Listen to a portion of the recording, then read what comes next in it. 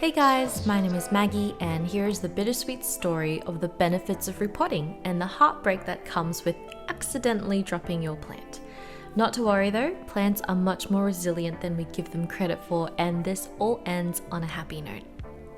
This was my Ceropegia woodii variegata, also known as the variegated string of hearts. At this point in time, I'd had this plant already for 2 years in the same terracotta pot. The top of the plant progressively became more sparse and bolder as the old leaves dropped off.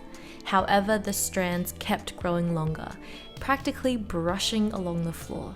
It was constantly pushing out new leaves and flowers, albeit tiny leaves, not even a centimeter wide.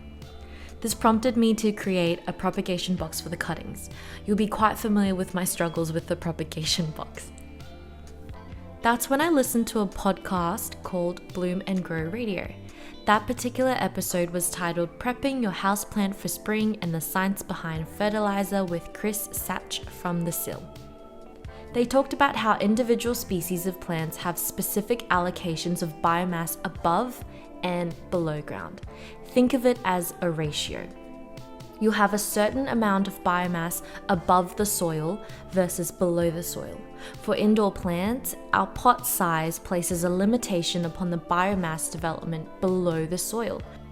So when a plant's root system below the soil hits maximum capacity and gets root bound within the pot, this ratio dictates that the above the soil biomass will hit its limit too.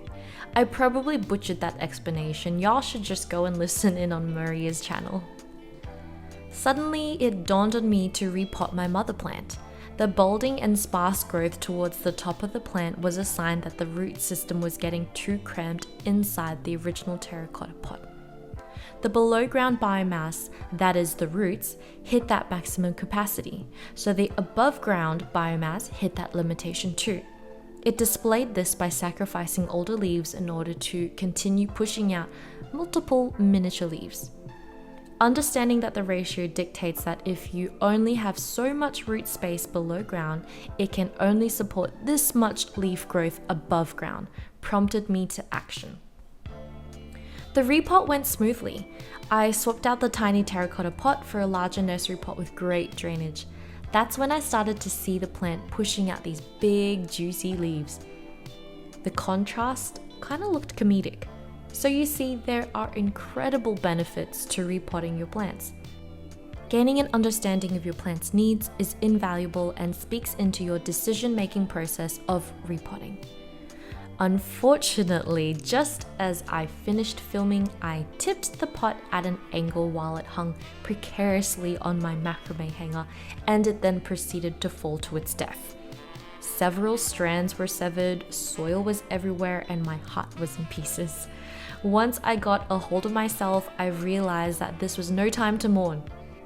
I swiftly cut up the strings for propagation and proceeded to repot it into 2 smaller pots. While I was doing so, I caught a glimpse of healthy root development and those impressive tubers.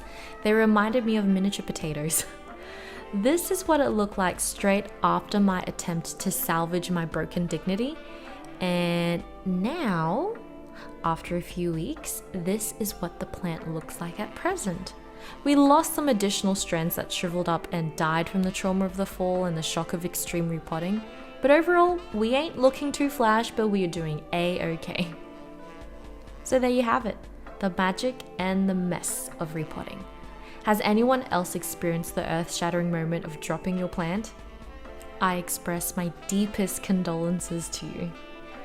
If you'd like to be intrigued and mildly amused at my plant fails, don't forget to hit like and subscribe, or let me know in the comments below if tubers also remind you of potatoes. Bye!